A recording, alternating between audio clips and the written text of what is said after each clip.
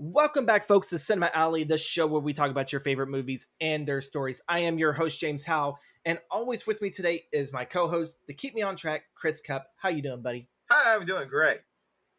We are covering the final entry into the Star Wars month, Return of the Jedi, folks. It is the end, not of the podcast, but of the trilogy. I do gotta say, this is my not so much fun entry of it. You know, I loved Empire. I didn't feel disappointed in Return of the Jedi, but it's like, I don't know. Personally, for me, it's not my favorite part, but I actually do love the story that transpires that picks up after Empire does.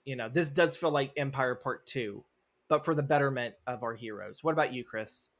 I think this is kind of better than Empire. Okay. I mean, Folks, I'm looking in for a new co-host right now. So. just because like the final climactic battle with Darth Vader and Luke, and like it's the end Yeah. of like defeating the Emperor, and you bring down the Empire, and I don't know. I mean, I know Empire hits more personal story beats with like I am your father and Han getting captured Yeah. and taken back to Jabba. But I Yeah. mean, like this just feels like everyone is who they're supposed to be. All the characters are in place, and it's just a fun all-out Star Wars battle at the end with two fleets going all out, and it just feels like what's the culmination of Star Wars is supposed to be. It kind of almost feels like it's like the ending of A New Hope and Empire kind of put together, where you have the Battle of Bespin. It's a foreign area. You have our heroes running ragged, trying to get out. But obviously, for our heroes here, they're trying to get to the shields and Return of the Jedi. And then you have up in the air with Super Death Star, because that's what we're going to call it. We're not going to call it the Death Star in this entry, because in the script that we are reading today, I think in one of the action lines they refer to it as the Super Death Star. So it gives me Super Nintendo vibes. It's like you And got the Death Lucas was Star, just being super creative. Let's just make it a Super Death Super Star. Death Star, Yeah, and baby. I don't think it was any bigger than the original. I think it's almost the same size, right? Or No, were they? it's supposed to be like not twice as big, but like just bigger. Yeah. Well, it kind of makes sense why it wasn't so quickly built like the first one. Yeah. You know, because by the time that we get to that point in the story, they're like halfway through construction, if not maybe a little bit ways over. Yep. But the one thing I will give this film some props, especially for the internal story, is there's a lot of visuals that show with it. Whereas you get a little bit more feeling in Empire, especially with the struggle of Luke. There's not that many really great visuals to it compared to Empire, especially when Luke's struggling with trying not to walk the same path of his father. I mean, like when you see his arm get shot, and you see the robotic interior, and like that's Yeah, called back like later like to me, in the I think battle. those are actually very beautiful visuals of like, because quite obviously, like looking at this, if you haven't seen the prequel trilogy, then it doesn't really hit you with that, But compared to like knowing what all Anakin went through and him losing his hand to Dooku, and then it becomes like a little cybernetic one, and then when you were telling me that that was the only arm that was not cut off at the end of Revenge of the Revenge of the Sith, Jedi. you know, Oh and yeah. then you have this huge revelation scene. It's like, wow, uh, to me, it makes it all the better, folks. Today we are going by the third edition of Star Wars Episode 6 Return of the Jedi, written by Lawrence Kasdan and George Lucas. You can find a copy of the script onto the ScriptLab, where we read all of our scripts for this podcast. This is not a sponsorship, a little bit of a plug-in, because if you really do want to follow us on what we mean story-wise and as we go through the story, this is kind of like the best way to go through it. If you guys have the script downloaded and you guys are kind of going through while we're jumping all over the place. We're going to try our best not to jump all over the place, because this is why Chris keeps me on track. He does his best to. He's my tracker. I got the whacking sticks too. I'll just run into the other room and whack you. Oh my god! But we ended up making a comparison with how Star Wars in the first episode, and I'm pretty sure I mentioned it in episode 2, about the difference between the ordinary world before the call of adventure comes, and that sometimes you don't have to rush it all the way to the call of adventure. That the call will be on page 10 at least. This one takes its time, like I think most great cinema does. Um, Again, I'm a fan favorite always of Empire, but I do like that in Return of the Jedi, our whole ordinary world is legit the first adventure of Jabba's palace. Uh, we start off with the B plot, going in. Obviously, the droids get sent in to Jabba. They're trying to make a deal in the name of Luke to free Han Solo. Obviously, Jabba and his circus of crime. Goons. There you go. They laugh at the droids and they're like, yeah, we're not gonna let him go because Han Solo tidies up the room. He makes the feng shui feel so powerful. He's not gonna give that up. So he's all like, but Luke, I will take the droids. Luke obviously isn't there, but the droids are all like, well, wait, what do you mean that Master Luke is is giving us up? And I think this is probably the only time that C-3PO's comedy is very well written, because R2D2 did not let him in on the whole yeah, It's Luke very is slapstick, like yeah, Luke is that, very pawning us that's silly. on Yeah.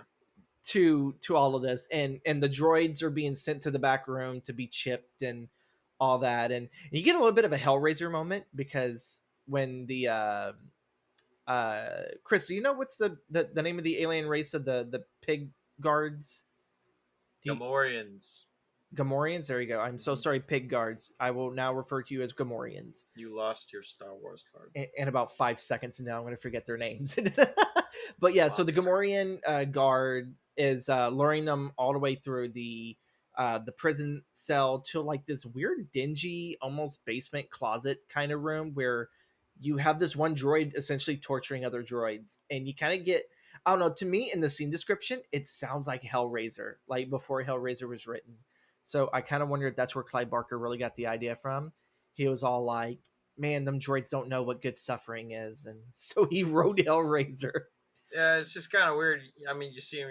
He's turning a droid upside down and like steaming his feet, and the street droid is like, ah, like Yeah, droids don't feel what is going on here, but still, like Yeah. It's just it's a kind of nice silly. image. I was over here when I read the script. I was like, oh shit, George Lucas kind of dipped his toe into horror. Though I guess you would say the cave was a little bit of horror in Empire. It was spooky. It was With spooky, the but Wappa or the no, no, no, no, no, Vision no. The Quest one, cave. the Vision Quest cave. There you go. Oh, It was a bit haunting with its like, I don't know I if you mean, want to say slow mo because it wasn't really good slow mo, but the whole yeah. thing where Luke walks in and then there's Vader and then they're just you know Just like, smacking oh around their shit! light It's yeah. sticks. He does slowly come in, like they slowed down the film in the Yeah, editing room. that like that's like a big oh shit moment. So Yeah. so this is like another oh shit moment. It's like, oh my god, droids. You figured that droids have some feeling even though they could be robotic. Like why else in some of the scenes, especially in the prequels with R2, where if he gets chunked, you know, or if he gets shot, it's that huge high pitch woo. Yeah, but Obviously like they have to feel something. Like it's it, got to be some kind of jolt to their it's like electrical also nervous system. good to remember that when you're writing your scene, your characters have to react to what's going on. So like it was a good idea for George to like it looks silly to us, but like I guess to R2, and as they're like Like that going bitch through the hurts. like oh shit, Yeah, this looks like a personal hell for Droid. So like it's always good when you're writing your scene, make sure your characters are reacting. exactly. But once the droids are being put in Pinhead's closet of curiosities, uh, we get this mysterious stranger that comes in with the Wookiee Chewbacca, and I gotta say, uh, the one thing I will give this little short adventure before we dive into the Battle of Endor, that the majority of the film is, I give props on George and Lawrence on how easy they feed the characters to us. They don't Yeah. just throw them all in and then it's one gigantic battle scene. No, he like feeds one or two, maybe three, maybe one. They slowly, and we just digest these characters as like, oh well, who the heck is this weird bounty hunter thing that's lingering around? They turn in the Wookiee, and the Wookiee gets thrown into the prison area that R2 and 3PO, and obviously the bounty hunter isn't like one of those lightweights. Like, this bounty hunter is pretty ballsy to ask for more money than what was offered up to the Wookiee's head. And through all of this is where we start seeing Boba Fett. Boba Fett's just chilling here. So I'm guessing he must be a contract worker to Jabba. Is that right, Chris? Yeah, I mean, I assume so.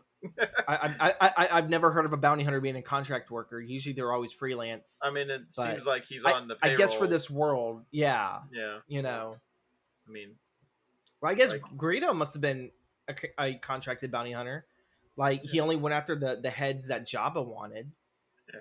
I mean, You know, it's good to go where the money is, and having a connection to a the Hut hut. cartel with a steady stream of jobs, like, it's good, and you get to Yeah, live in a palace. So yeah, I don't know, that doesn't really look all too great. You know, like, it's great scene dressing and everything, but I would not want to be there. I'm like Anakin. I hate the sand. do you It's think too it damn smells, course. or like But a lot of those creatures need a shower or something? But like, there's also that yeah, musical number with the CGI creatures, and yeah, yeah. that's fun. There's a whole lot that happens in that scene. Like, I think every time you really watch it, you'll always find something a little new, or you think you remember it this way, but it's actually it, it's a great little starting point for our heroes. But the Wookiee gets arrested. This mysterious bounty hunter is, just hanging around, just minding its own business. Um, and is this the moment that also too? I think we see Lando. I think Yeah, Lando's in the background, disguised Lando's as a you guard. you see Lando as a guard in the guard Yeah, disguise, kind of by I think Boba you know, Fett, but like Boba Fett doesn't recognize him. I mean, why should he? it's the only brother in the galaxy. Like, I don't know how anyone can miss him. Yeah. Like, No comment. really, it's kind of the same thing, like with, in the first Star Wars, at least from our knowledge before we got to the end of that Leia was like the only female. Most of them were all just males, white males at that. You didn't really sit there and see too much diversity, not even in, the female gender, until the end, where, they reached the Rebel Alliance, and then you had Mon Mothma, there to tell them, the whole thing. Like, come on, Family Guy has made so many jokes about the lack of diversity in the original Star Wars, and even with like Lois Griffin being like, I don't like her. And I think they even made light of Mort, playing Lando. Like, I think they did make light that, it's like, I think you're the only colored person, that's in this galaxy. And yeah, it really They kind of turned shows you Cleveland into R2. That that counts, didn't. right? I guess I don't think they thought this through whenever they finally, did Empire, and they're like, well, shit, no, Cleveland's fucking R2. It's like, Yeah. who were we gonna? Yeah, thank you, Family Guy, for that. But I yeah, mean, so diversity isn't really something like you worry about when you're writing your story. So just well, don't it's not try to check it's not even boxes. really stated. Yeah, Yeah, with race, because we're looking at aliens and all this other stuff. So obviously that could be played by any other person, you know. Um, but compared to like what the prequels and the sequel trilogy did, where they added a little bit more diversity. I'm not one of those people that screams it must have diversity, but it's like, you know what? It's like, if I see like a lot of white people around, and it's an area that's supposed to be populated with a lot of different cultures, it's like, well, where the fuck are these people at?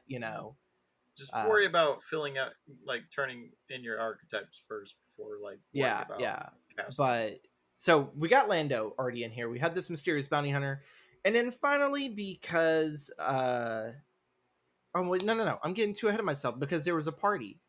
And that's when our mysterious bounty hunter is revealed to be Princess Leia, who, after letting Jabba and them tire themselves out from a party, she was able to free Han. Unfreeze. Yeah, unfreeze Han. But he's what is it? It's hibernation sickness. He's Mhm. blind partially or temporarily blind, and of course he's just tired. And getting stuck in the same position for who knows how long. I know it can't be a year. Like they have obviously this has to have been maybe I don't know a month up in advance. No, it's a year. Has it really been a year? Yeah. Between It took him a year to Empire and fucking formulate a plan. well, they didn't know where they took him. Like, I think he at that point, like, he could have been sold off to anybody. Like, and they had a formulate a plan to infiltrate the Hutt's palace, and they, I guess he never told him. Yeah, I owe money to the freaking crime lord Jabba the Hutt. I mean, Maybe then that would have snapped him. Like, well, Jabba, we must go to Jabba. and It to be must fair, this be. feels like a off the books kind of mission, not really relevant to the Rebel Alliance. These are just Yeah, a group of that's friends why going to you didn't get they didn't fun. have a huge. Otherwise, I think if they did have the Rebel Alliance, they just would have busted in, shot everyone, and then just Yeah. they would have raided it. So yeah, like an off the books mission. I actually thought it was sooner. I wasn't like expecting because what it was 3 years in between New Hope and Empire. Mhm. Okay, so I was figuring a much smaller window, like maybe a month. Yeah. Well, I mean, So that's if at it's like a least year in how it was between, before Disney bought Star Wars, so they could oh have changed yeah, the so timeline. they could have easily rewritten that. Why not? They got rid of all the books and all that great lore. So thank you, Disney. Uh, Going forward, so yeah, it's revealed that Han and Leia or Leia saved Han, and he's like, who are you? And it's all like someone who loves you very dearly, and we kind of get like a little bit more of a spark of our B plot. It's Han and Leia. We're working on that relationship. Uh, Usually, it's kind of been a back and forth. One saves the other. It's never really been one sided because Leia saved his skin on the Death Star back in New Hope, and Han's kind of saved her skin a couple of times, and vice versa in Empire. So this one right here, they have Leia come and save her man and everything, and then she gets caught and she gets turned into a slave to Jabba. So and then we They get had that to replace iconic the slave outfit. girl because she got eaten. Yeah. You have to. Well, he killed the last one Yeah, you got. because during the whole party the one that was originally his, he ended up, I think, didn't he just snap her neck? No, he fed her to the Rancor. That's right. That's right. That's a little too graphic for. I'm thinking this movie is On directed the by contrary, George, not not graphic George. enough. This movie is directed by Quentin Tarantino because he would have just snapped her. It's like it dropped dead, and yeah, it's that, or we would probably saw the Rancor actually eat her. That would have probably been another Quentin Tarantino Yeah, movie moment if he directed this. I mean it's But much more scary to like hear what's going on before you reveal the exactly, monster. I love that. I love that. The imagination's far scarier than anything else on screen, and I'm pretty sure a lot of people will back up that message. And So Han gets sent in with Chewie into the prison cells, dungeons. yeah, the dungeons, and Leia is made a slave, and now we have our farm boy turned rebel soldier turned Jedi, Jedi maybe Knight. not fully. Well, yeah, but we'll Oh get no, there. he's a So Jedi. yeah, he's a Jedi Knight, you know, uh, and he's got some nice threads too. I actually like that look of Luke. Out of all of the ones, I prefer this look, all slicked out in black. And he's got the nice robot hand with the glove over it, uh, and then he has the green lightsaber. Mhm. So yeah, did not know where I was going to go with that. I'm sorry.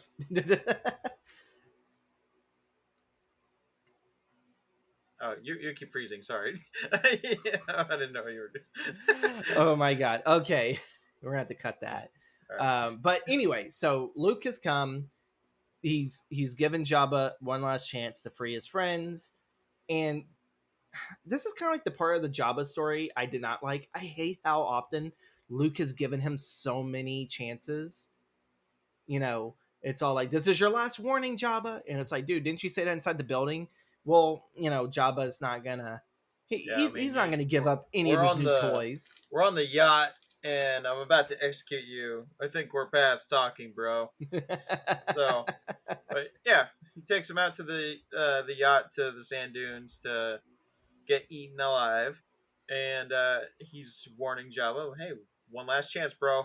We're gonna end this peacefully, or we can do this the hard way, you know."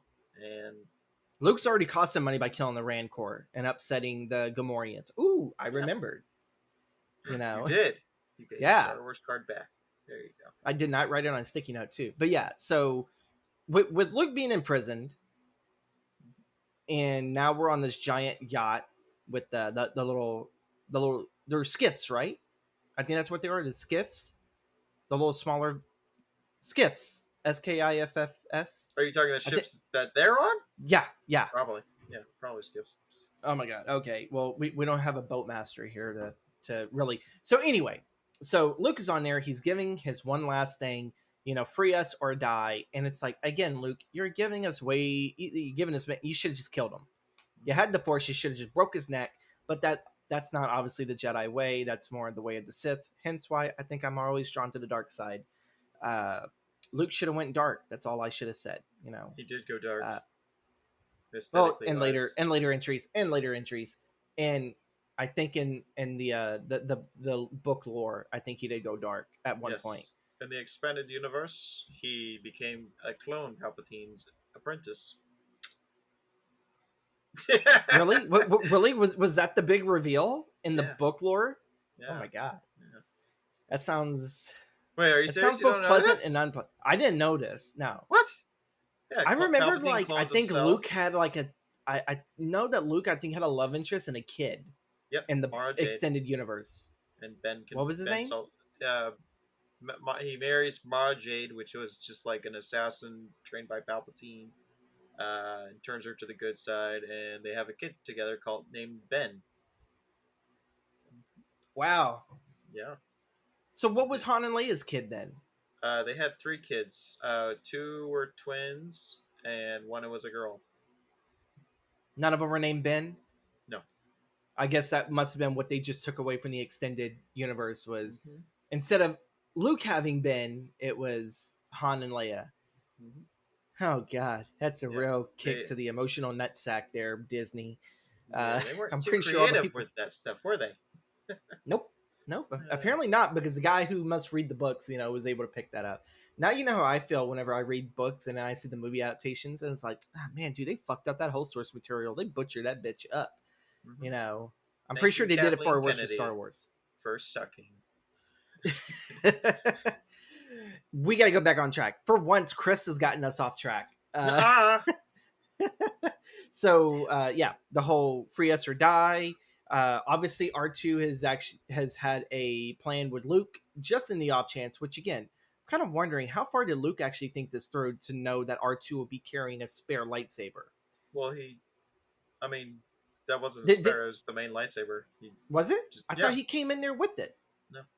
I was wondering why he didn't kill the Rancor so damn quick. Okay, Yeah, so I he mean, went well, in weaponless. he's gonna get his weapon taken away. He might as well know where it is. You know. Yeah, but he has the freaking force. No matter what he does, he can just force it, and They it don't breaks know the lock. that, and they dismiss him as a Jedi Knight when he first introduces himself. Like they're like, he's no Jedi. He's full of shit. It's just how they wrote the story, folks. I'm fucking sorry. I didn't write this fucking story. If I did, Luke would be unstoppable. He'd have turned evil. Palpatine would have been a mushroom. I don't know. Like, A mushroom. What the? Okay, I was thinking they're about force to. because he already has the hood, so just squish him down the small size with the force and just turn him into a mushroom. I don't know, I folks. I'm tired. guess. I'm tired. I need an extra cup of coffee. So they're hovering above the Sarlacc pit, huh? Yes, hovering above the Sarlacc. That's where they're going to get eaten. Which the Sarlacc digests their enemies or their prey very slowly. So it's going to be a painful death for anyone that's not wearing a set of armor. Mm-hmm. Wink, wink. In case you guys don't know. They don't. No one watched They that don't. show. Oh, that's right. Okay, so you guys didn't see Book of Boba Fett. My bad. Don't ever watch that show. It's god awful.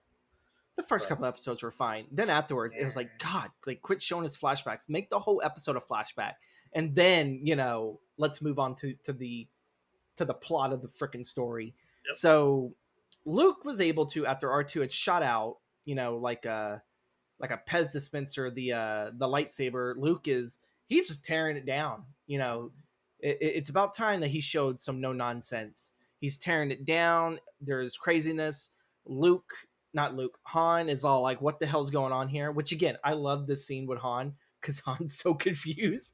It's all like, it's like, "Don't worry, Luke has a plan." He's like, "Oh, we're all doomed." And he You've used been to be asleep for a so long time, Han. Luke's growing quite a bit, bro. Yeah, and the thing is, it's when you look at Empire, Han used to actually have so much faith in himself, and then at the end of Empire, he doesn't, and that carries on. Character development, development. Um, so it's all like, oh great, our lives are in the hand of a farm boy from a moisture farm on a dirt ass planet. Yeah. So Luke is just tearing them down. Lando is trying to maneuver along with the Wookiee and Han because they're the ones still chained up. So they're trying to fight off what enemies are out there. Leia takes the opportunity as Luke is approaching closer to the main ship in which Jabba is on, and she strangles that fat fuck. She takes him out. Yep. She's definitely a Skywalker. She's definitely Anakin's kid because I feel like that's something Anakin would have done. Or He'd have Padme. used the Force, She but definitely. since her Yeah. Force powers aren't nearly as strong, she's all like, "I got this nice little chain," and apparently no one's thought about this. And She knows how because to Jabba's improvise got like little her mother. arms, yeah, Jabba's got little arms, so it's not like he can pull it off or anything. And it's it's it's like battling a very boneless T Rex. It's pretty much what you're fighting. Uh, More time slow. But uh, yeah, he so she yeah, kills so Jabba. Leia kills him. Luke frees her, and they end up blowing up like the main ship. They would turn the cannons on each other and fire at the main points. 3PO was over here. It's like, oh my god, the ship's gonna go down. What are we gonna do? And R2 knocks him off the edge. In between all the hecticness, Boba Fett is flying around. He's trying to get at Luke. He's trying to get at Han. He's trying to get at everyone. Quickly disposed of. Quickly Uh, disposed of by a partially blind Solo. Because yep. I think at this point he can kind of see shapes. Like Yep. it's not clear vision, but obviously he knows something's going about. And with lucky precision, shoots that jetpack.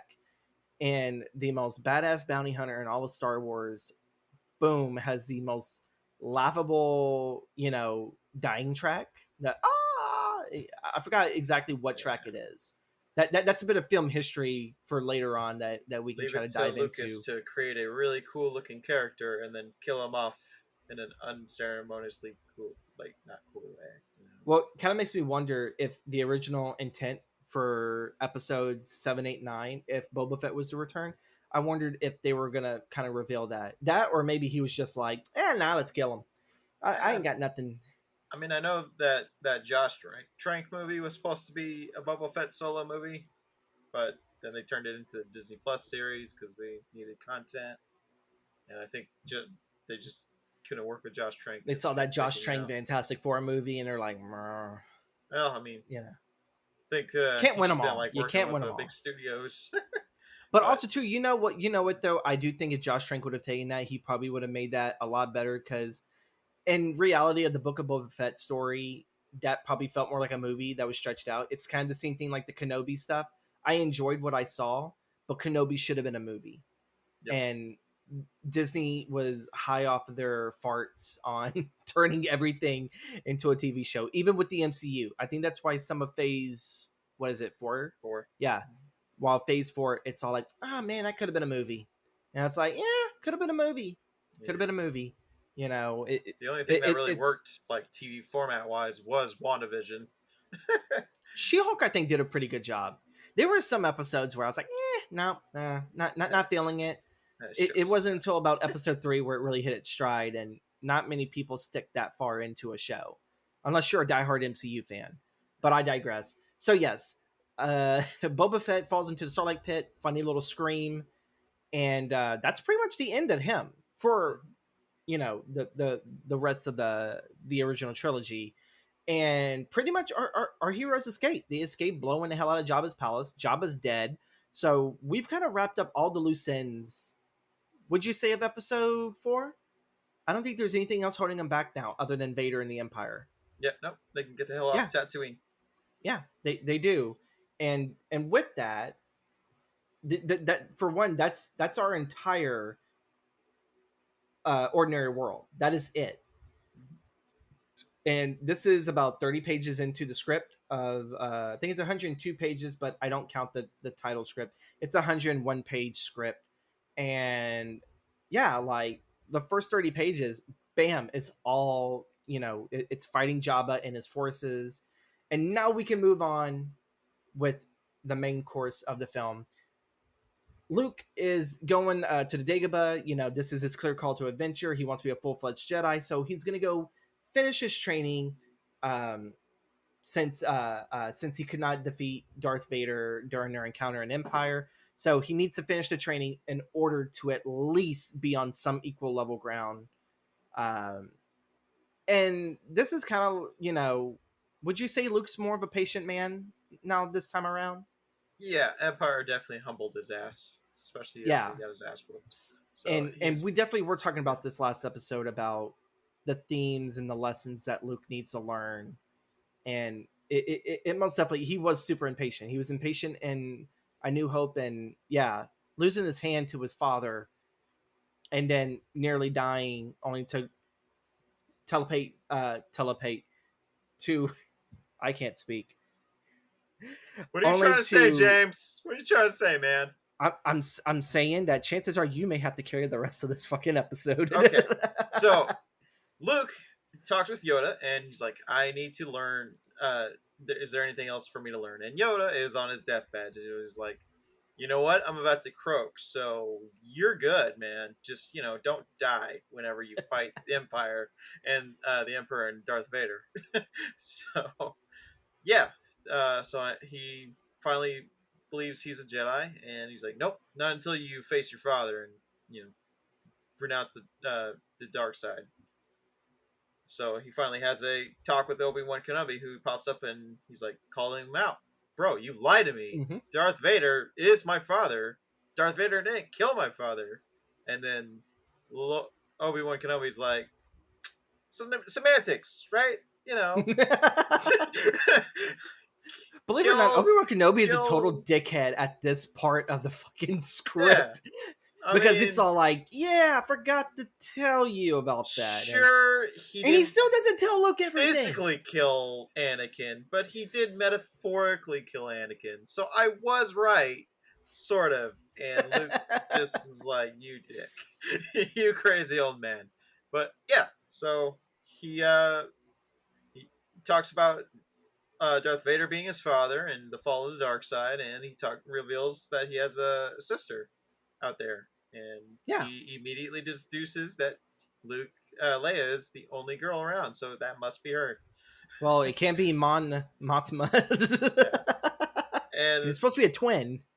I feel like we should note this. This was not the original thing to happen in Lucas's original vision, because in the things I've read, Lucas was supposed to introduce another character that was Yeah. actually Luke's sister, and in just to kill time, because he was just gonna introduce the Emperor in this movie and kill him off, and so there would be no reason for 3 more movies. He made Leia his Do sister. tune in for episode 2 though for that, because Chris actually does go a little bit more in depth on the original sequel trilogy, in which what would tell how Return of the Jedi was supposed to end, and how the sequel trilogy was supposed to be the official ending of the big reveal of Luke's sister. So do check out episode 2, folks. I am keeping in my mind continuity through the lack of caffeine currently running through these veins. Or alcohol. I mean, what? It's fine. Today, believe it or not, I have not had alcohol. That is I a have. that is a godsend. I've had alcohol the past couple of days just to relax, I'm not an alcoholic. But today I did not. I I just had might one. be. It's Oh my god, I had one cup of coffee. But yeah, so we pretty much we burned through all this through the call to adventure. The refusal to call is because, well, Yoda kicked the bucket, and yeah, we were wrapping up with Obi-Wan with the meeting of the mentor. this is like the time where Obi-Wan definitely needs to like start spilling the beans, which he obviously did. And if I was Luke, I'd be like, is there anything else you're hiding from me? Because I kind of feel like maybe Obi-Wan sacrificed himself for a good deal of like, oh, I don't really want to have to tell this kid a lot of the shit that I lied to him about, Yeah. or danced around. There we go. Danced around's probably better. He didn't really lie to him. He did not really lie to the boy, but he only told the boy so much to kick off the adventure. Because I think if he would have told Luke everything, Luke would be all like, well, "What the fuck did you do to my father again? You hacked off his limbs and left him to be burned on a freaking volcano planet." And now the senator who is really secretly, Darth Sidious is like, turn my daddy into a freaking, well, okay, that sounds kinky. Turns my father into a cyborg, Yeah, but and then my I mean, mother died right after childbirth. Like, yeah, we didn't need to get into all that. that's a Obi lot Wan of freaking Kenobi. trauma to dump right there on the poor boy. Yeah, but I mean, that's all details. Details, man. Exactly. Details. And So so yeah, the crossing of the threshold is pretty much when Luke decides to join up. That we're already jumping uh, into what is the plan for Endor, because quite obviously they have to destroy the Super Death Star, and there are shields up there, and the only way to get our like strike force teams to go inside is, of course, to take down the shields, which are down on the forest of Endor. Now, is there another confusion like Yavin? Is Endor the actual planet, or is that just the name of the moon? I think it's called the Forest Moon of Endor. Yeah, it's the So forest of it's the Endor. forest moon of Endor. So it's a Okay, forest moon that I think orbits Endor. But yeah, I mean, it it's doesn't get specified yeah, very much like Yavin 4, because everyone's all like, oh, Yavin 4. And it's like, technically, it's a moon on Yavin 4. And it's like, so what's it called? And it's yeah, uh, it's not important. it's fucking important to me because I want to know where the fuck they're at. Okay. I mean, Like, Lucas was like, we don't need to name an entire solar system just for this movie. You know, they're on Endor. Let's just cut to the chase and move on to the story. Yeah. So they built a little I held satellite on to these dish little, yeah. to do a little shield over the second Death Star, and rebels have to infiltrate the base, turn off the shield, so the rebel fleet can go in and destroy the second Death Star before it blows up any more planets.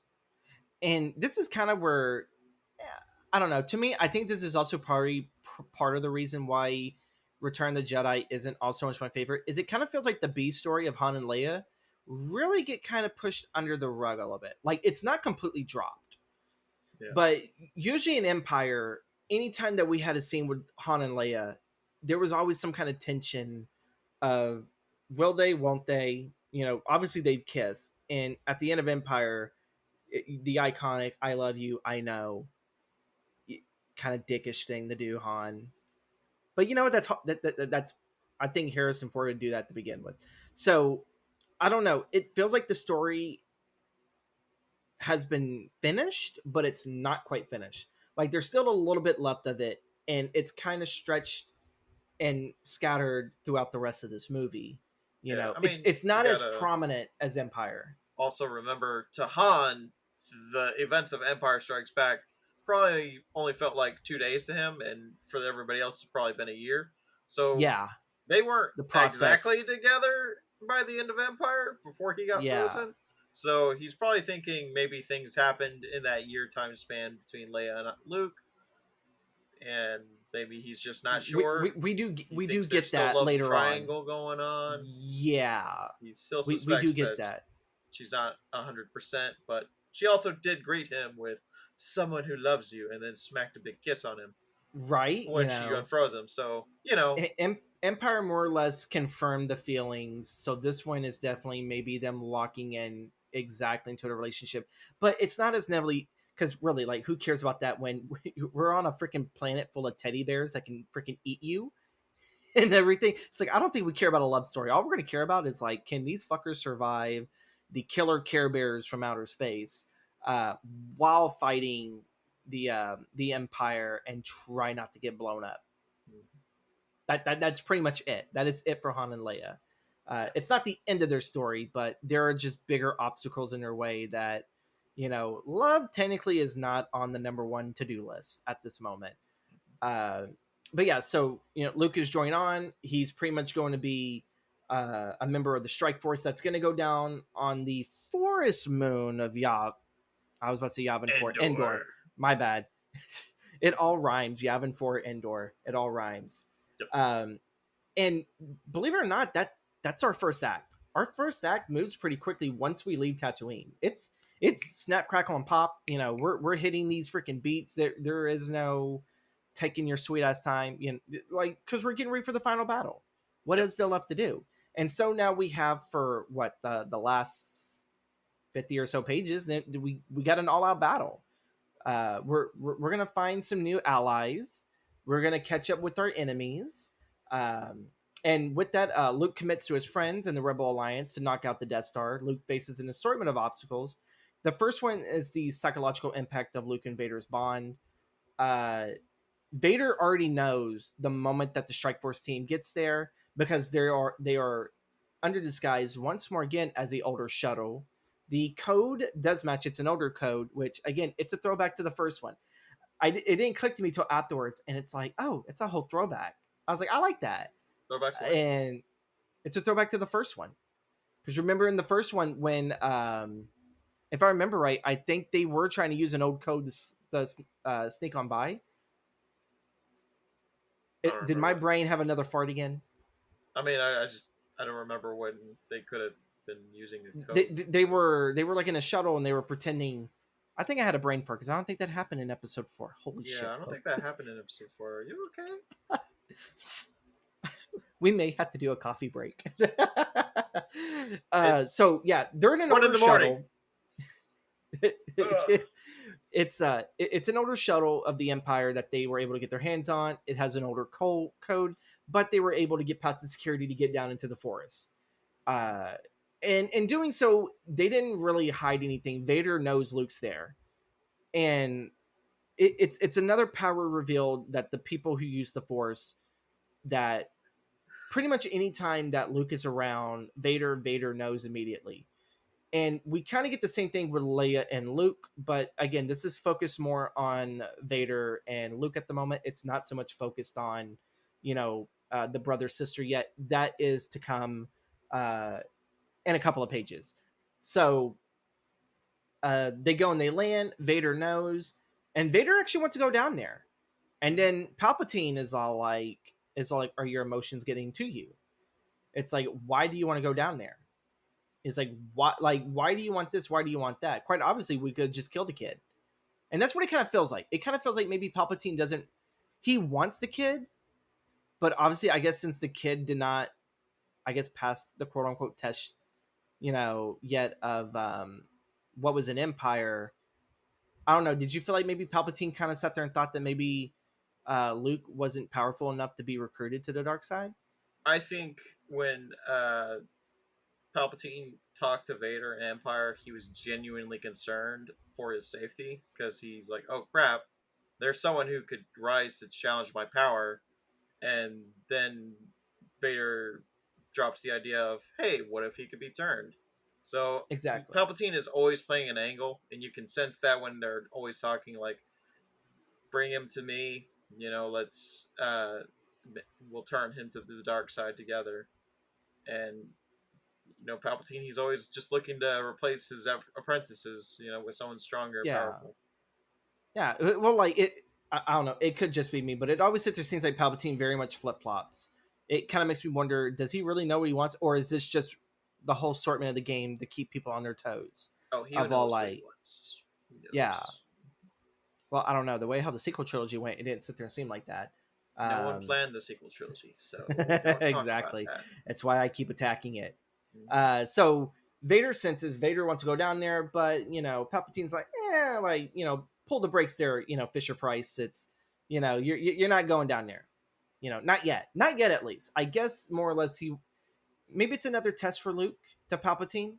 Well, I think he tells Vader to wait on the ship, and then Vader comes over and he's like, why didn't you wait on the ship? And he's like, I sense my son. and then he sends him down to the moon because he tells Vader like But the it boy wasn't will as present haste, himself to him. like in haste as Vader wanted. That's my thing. It did. It sit there and seemed like Vader really wanted to get down there.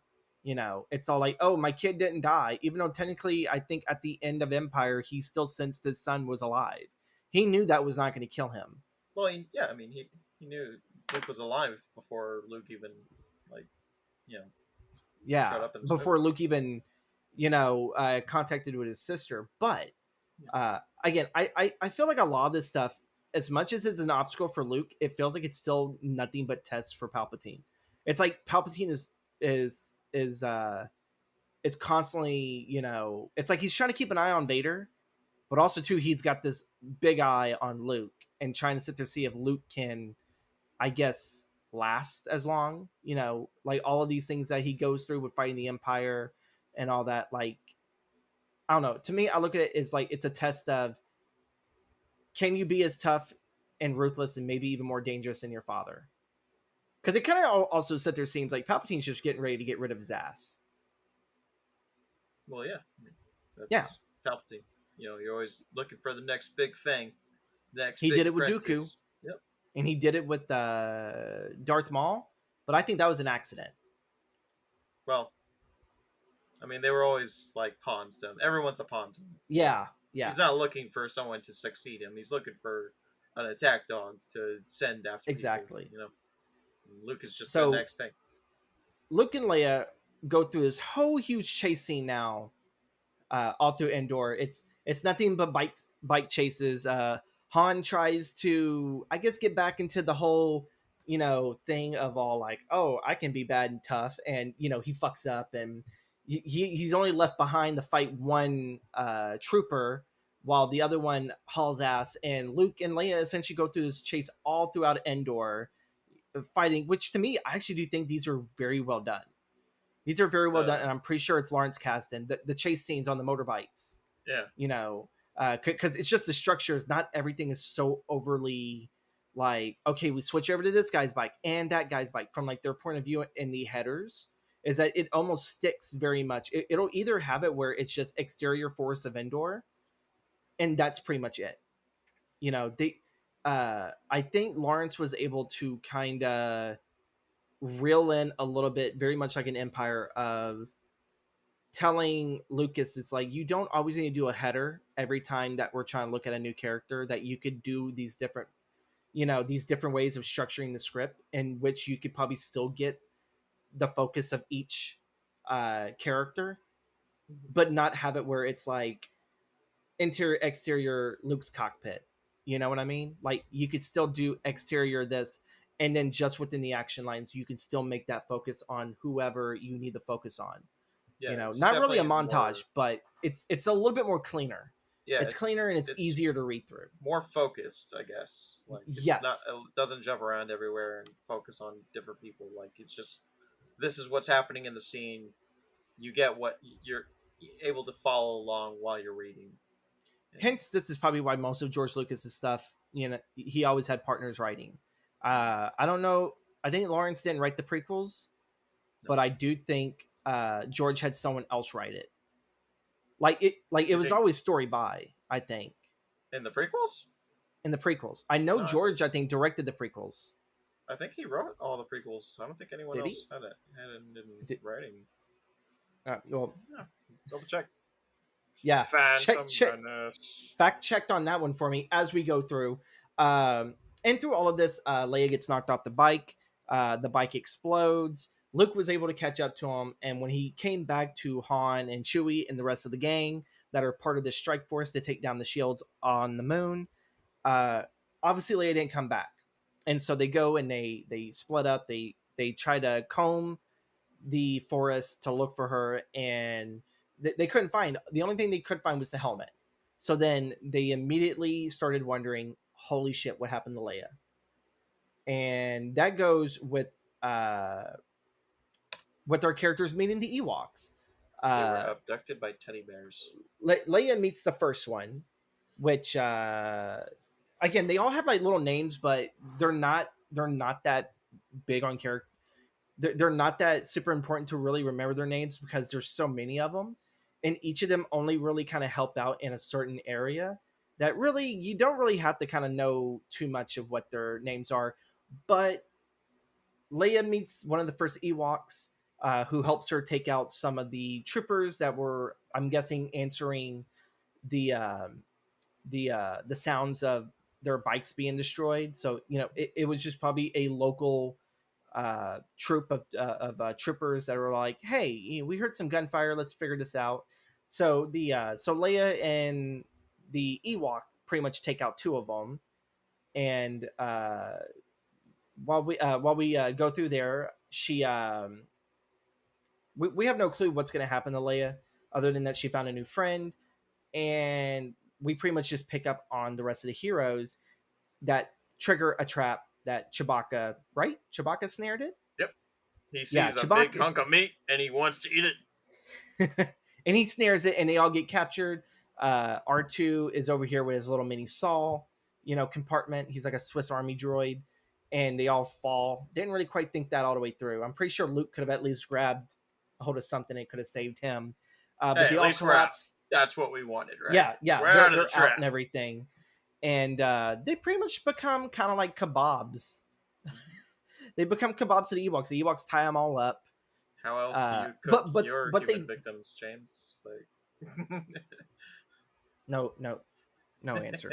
But fine. they do Keep your look at art. secrets. They look at C-3PO as a god, as like a golden god, and 3PO quickly turns into a dickhead. What? He Yeah, is the nicest god ever. whatever. Threatening to So full of smite fucking. the cannibalistic teddy bears. And this is kind of also when the heroes get dragged to the Ewok tribe, because there's multiple different tribes. We're just now seeing one of the many that are on the planet. Our heroes, of course, have been tied to sticks. I think they got like a special throne chair for freaking 3PO. And pretty much 3PO's coming in like, freaking royalty into the village, while our heroes are all, tied, and they're gonna get ready to cook Han first, which, to me it's all like, yeah, cook the smart ass first, and and then work your way up. But when they try to get 3PO to communicate with the Ewoks to let them go, to let them know that they're allies, 3PO is kind of like, oh, I don't know. And this is like the part where it's like, you know what, 3PO, no one fucking likes you. They don't. No one likes them. This is the scene right here where it's like, Everyone fuck you, treats him like 3PO. Jerry. Yeah, it's like, no one asked you, Jerry. Oh, yeah. It's like, freaking Chewie should have left your ass behind, in Bespin, to be fucking trash. And I again, as much as I love the original trilogy, there are some characters I heavily disdain, and it's 3PO. Mostly just how he's written. He's so annoying, but he's meant to be that way. So 3PO finally gives in after Luke has used some of the Force, and the Ewoks were able to, like, let him go. It's like, oh my god, it's They are reunited. we've with angered our Leia. god. Yeah, and we're reunited. Our friends are finally together. They split up for a bit, but they're finally together. There's this little party, which I think is a little inappropriate at this time. That this you know the Super Death Star is like almost closer to being complete. And what do the Ewoks do? We're gonna hold a barbecue. We're not cooking Han, but we're holding a barbecue. And C-3PO, which to me is probably the really only scene that I actually really enjoy, is when he's recalling the tale of the previous two films, because this tribe bonds through storytelling, which really that's just commentary on Lucas himself telling us the story of Star Wars. It's almost like you should go back and rewatch the movies and then come back to this one. I don't know. You haven't like, seen any it's of not my favorite movies. movie. I can go back and rewatch Empire all I want, though. But yeah, no, they move on. They take them to the Imperial shield generator bunker, and they plan out their attack. Luke this is when Luke is like, since Vader here on the planet, they I have to go meet they him. they already kind of knew what to do plan wise. It was just that they needed to find it, and so this was also a bonding thing of which the Ewoks could show them where the shield generator is, which they were more than willing to for the next day, Yep. because they're like on Endor for I think 2 days. About I don't really know what the I don't know what the lunar cycle But is for the planet, this but is they're essentially on it for like 2 days. So this is pretty much where plot B kind of gets muddled in. It's like it's a little bit of maybe a plot C, because it's when we're really kind of talking about Luke and Leia's relationship as brother and sister, yeah. This is and when that he becomes a dropped the huge bomb. yeah, he drops the bomb, and she's like, I always knew. I was like, so why did you fucking kiss him, Leia? Like, come Because on. George didn't know back then when he was writing this. Damn it. You could have just kissed him on the damn cheek. That would have been good enough. But yeah, so Luke is pretty much telling her, even though they have finally gotten back together and he has dropped this fucking bomb on him, that it's like, I have to go by myself. And Leia is like completely against it. It's like, no. It's like, we can We'll do this fight together. him together. And it's like, no, I have to confront Vader by myself. Which it's more of like Luke is trying to make sure that at least the threat will be eradicated this time, and we're still not playing this whole cat and game mouse of the moment we think we're 5 steps ahead and the Empire is already on our ass. You know, uh, so this is more of like this is kind of more of that revelation. She's upset. Han comes in, and it's like, what did he do? Like Han was getting ready to whip that boy's ass. But it's like he didn't do anything, and this is kind of like a little bit more adding to the relationship that Han's like, well, what do I do? Because he doesn't know what to do. This is foreign to him, with what he's done in the past. It's I can take lead and charge on any action, any battlefield or any of that, or like even like on a smug trading, a smug job, smuggler's job. But this right here is completely foreign to him because he really hasn't had a relationship like this since Solo. And even Yeah, then, like, that look we how know that of. ended. Well, yeah, that we know of. Um, But yeah, but it's the fact that Leia's like, just stay here with me, and that right there, I think, is the cementing force that these two are together. You know, they're nothing's gonna tear them apart. It's that Han has been there for her, not just through the firefights, but now through the emotional turmoil of just how she feels of, I just learned who my brother is, and now he's off to go fight our father because, well, yeah, yeah, because Vader. I'm pretty sure Vader even knows. Uh, yeah, no, it's he not yet revealed, because that that he right has there a gets daughter, revealed, or that he knows who his daughter is. no, he doesn't know that Luke has But his he does make a good brother. estimation earlier during the battle with Luke. Yeah, But yeah, so this is when Luke runs off, Han consoles Leia. They're obviously together. They're tighter now than ever. And then we go into day with Han, Leia, Chewie, and the droids go with the two of the Ewoks that take him to the station, and that will actually be that's actually wrapping up our test allies and enemies, because the approach to the innermost cave, or the approach up to the ordeal, is Luke surrenders to Darth Vader. He doesn't give him no fights. He even gives up his lightsaber to one of the Empire commanders, and when Vader lands, that's the first thing he's given is the lightsaber. this And is then our midpoint, I believe, right? yeah, huh? No, not our This, midpoint. This is the approach to no, the innermost cave. Which again, it's quick, but this scene I do enjoy, because to me this is where Return of the Jedi gets good. It's when Luke is so prideful, in a sense of, I know I'm going to change you, Father. You will return to the light side of the Force. I can steer you away. It's not too late. And Vader's all like, you can't. You can't. What's done is done. Uh, there is no way. It's more like he feels like he's just better set here, and that Vader is like, I don't have no reason to change. Why should I change? it's too You late know for me, son. exactly. So this is pretty much, to me, this is where, um, the movie gets really good. And we're like, what, almost 50, 60 pages into this? Luke is taken up to the second Death Star, and while he's taken to the Emperor, Luke and Leia on Han uh, attack the shield generator base, and the whole Empire Rebel Alliance pops up and expecting the shield to be down, attacks the base, but oh no, the Imperial fleet is on the other side of the moon, so they get into a big starship battle, and I love the whole battle that they have in the sky there.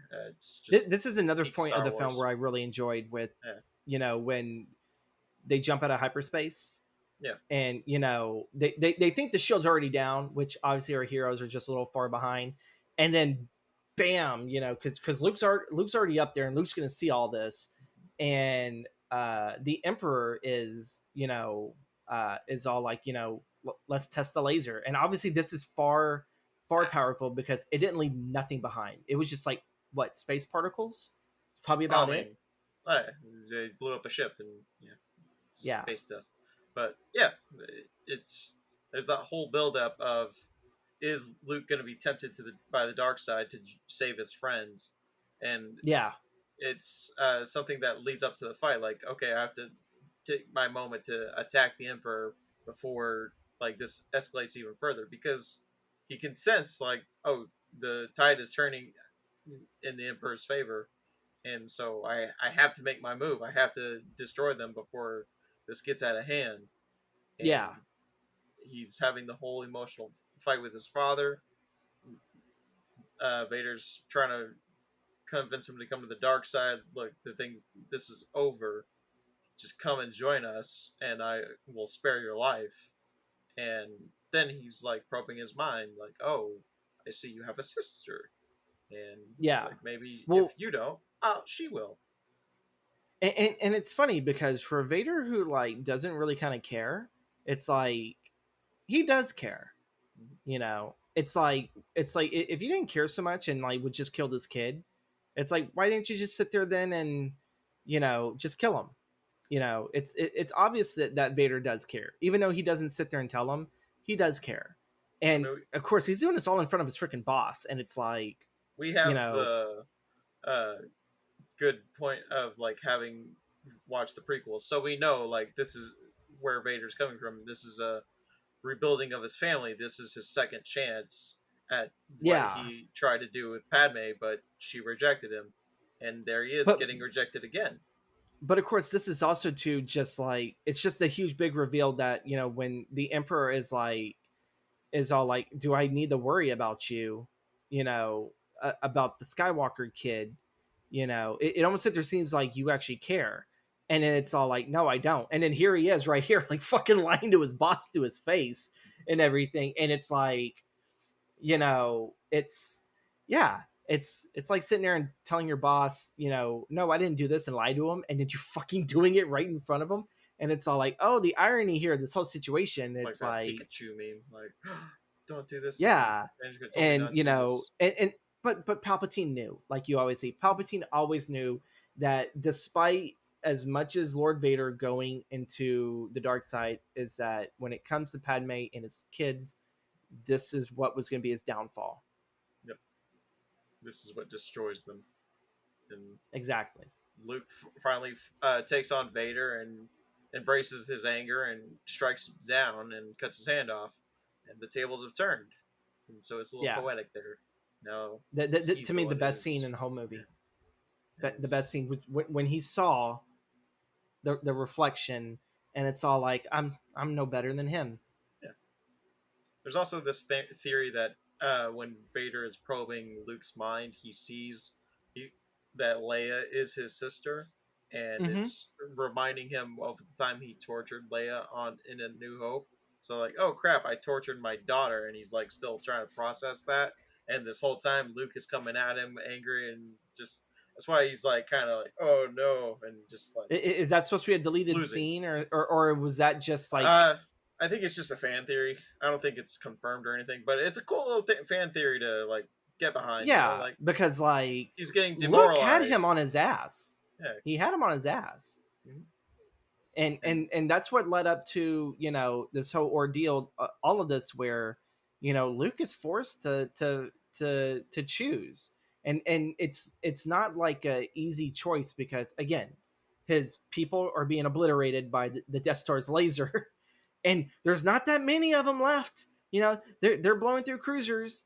on the ground, Han and Leia are probably getting captured at this point, and Yeah, they're they're being waiting on captured the because it yeah was all a plan of, like, yeah, have like the less amount of people in there, and then as they go in there, like, let's pincer crash movement. it.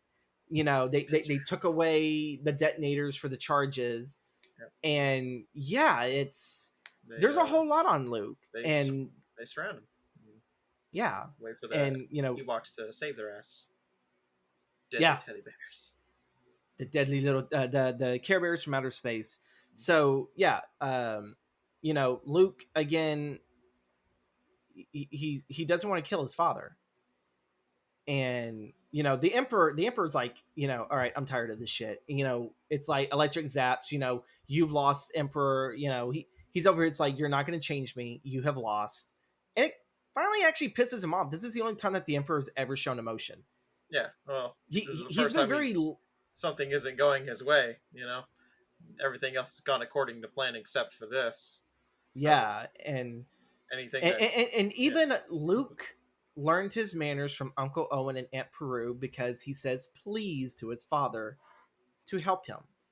And all of this, yeah, the Ewoks, and again, it's a fun scene whenever I think they got the stormtroopers out of one of the little mini AT-ATs. I forgot what they're called. I think they're walkers, Yeah, ATTTs or walkers. something. Yeah, when they get them out of there, and then Chewie's all like, it's like, well, wait a second, I want in there. And then Chewie's over here, just gunning them all down.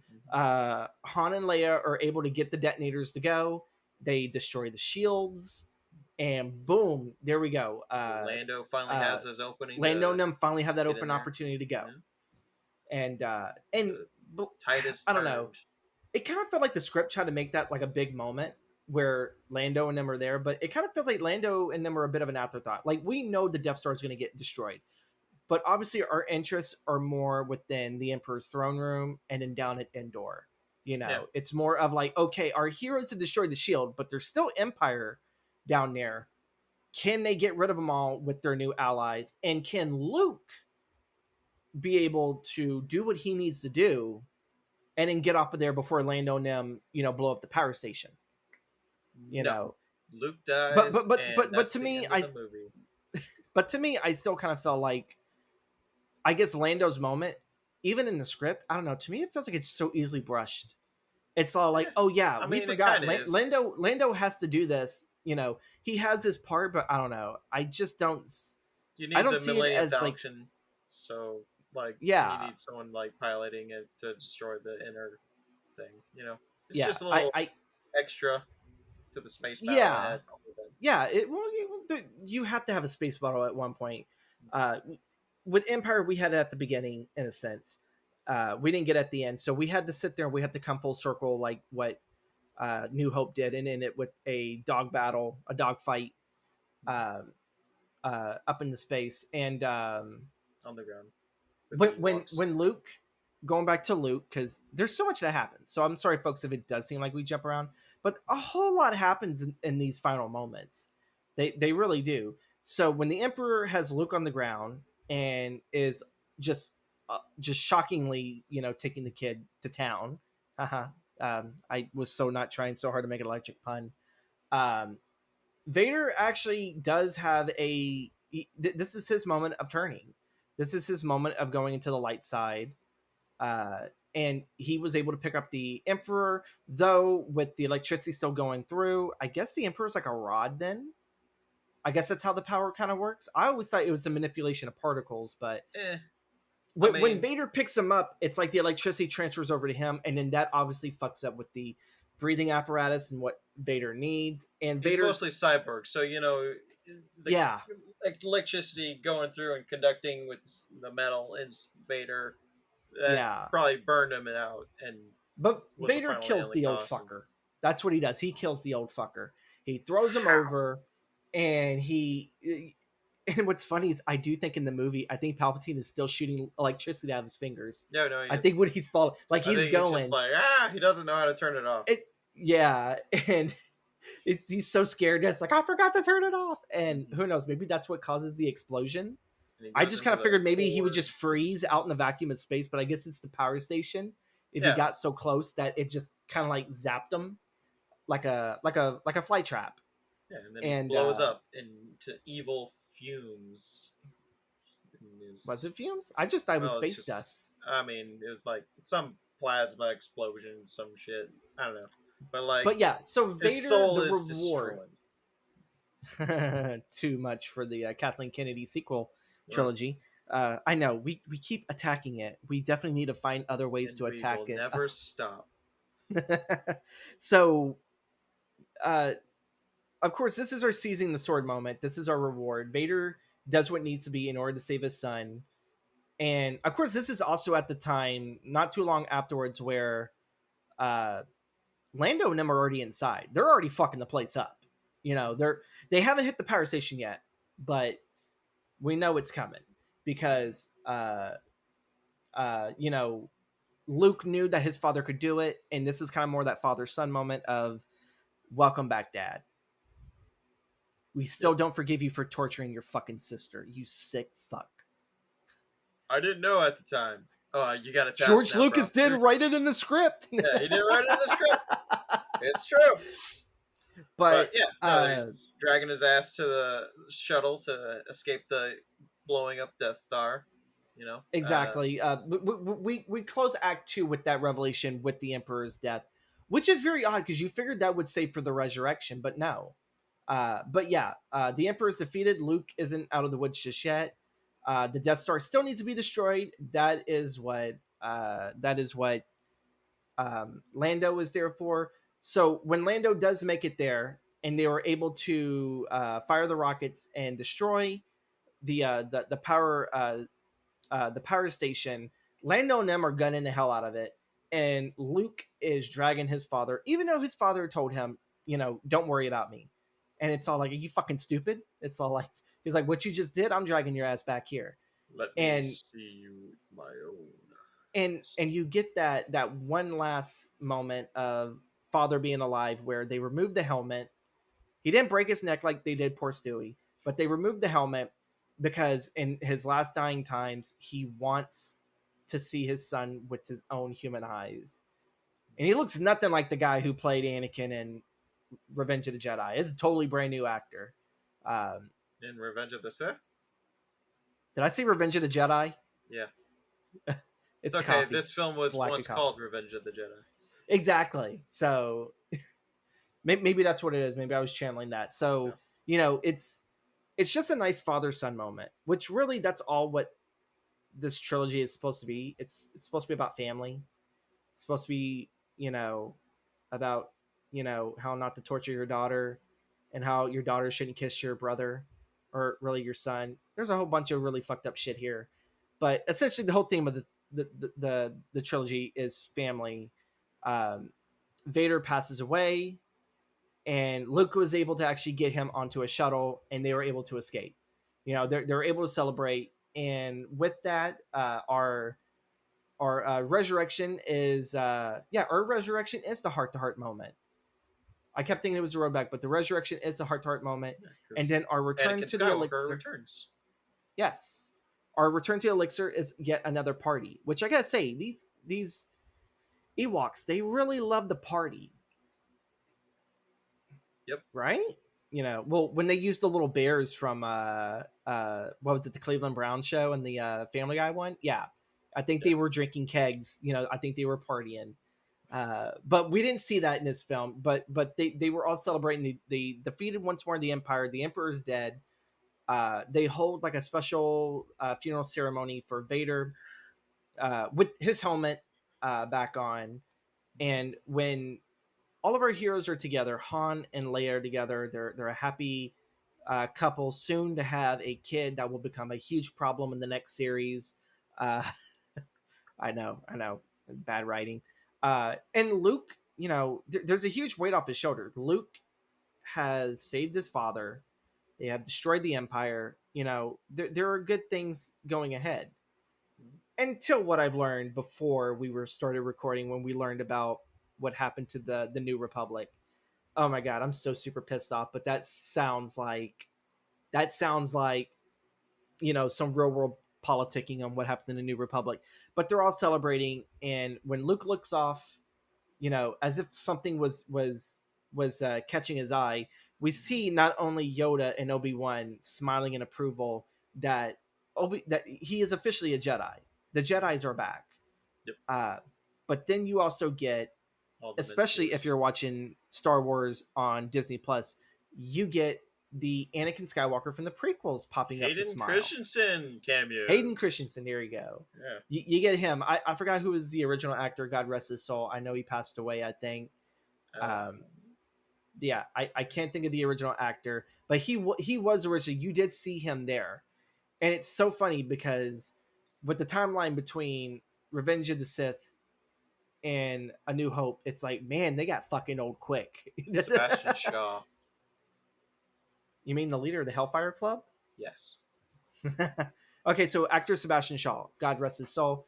He was the original Anakin in this, as well as you know with James Earl Jones doing the voice of Darth Vader, uh, who retired in 2022 of Darth from doing the Darth Vader voice, which He signed again his voice away, so they're just gonna mimic his voice in computer software from now exactly. on.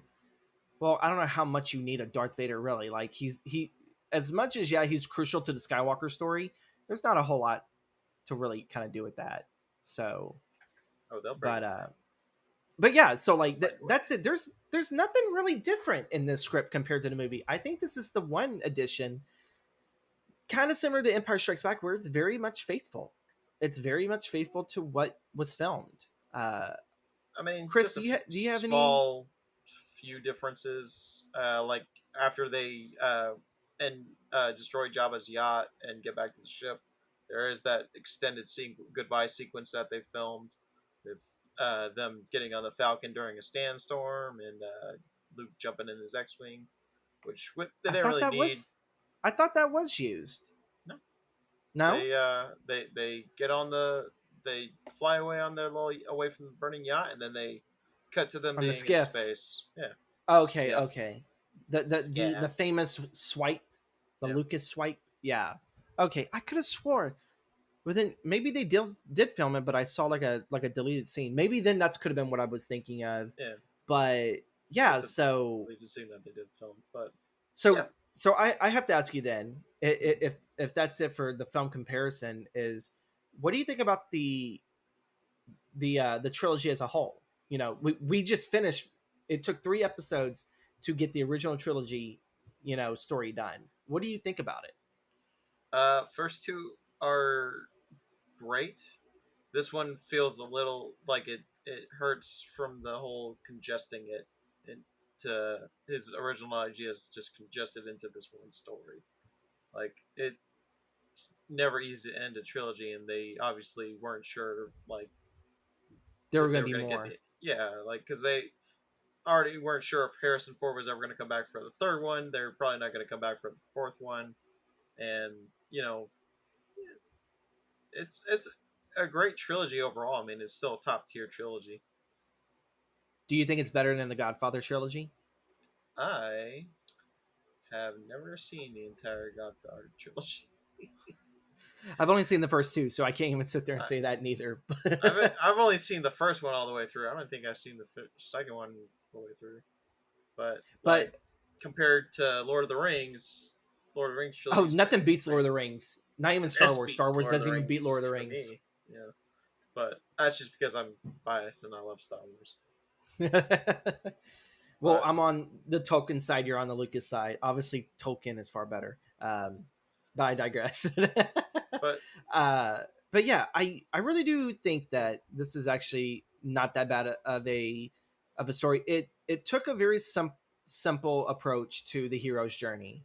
As we actually go on with the series, we'll actually find different ways of how to interpret the hero's journey, because not all of it is cut and dry, as simple as this. Or some of it is actually a little bit harder to really kind of figure it out. At least that's my point of view, because I'm still learning. Me and Chris are still learning our Yeah. craft, and we'll still be learning all the way into our retiring years, when we probably could have sat there said 30 years ago we could have used this idea for that film, and that's probably why the film tanked. And Yeah. but yeah, like I really like the structure that each entry brings. Obviously, yes, guys, I love Empire Strikes Back. It's 3 adventures in one.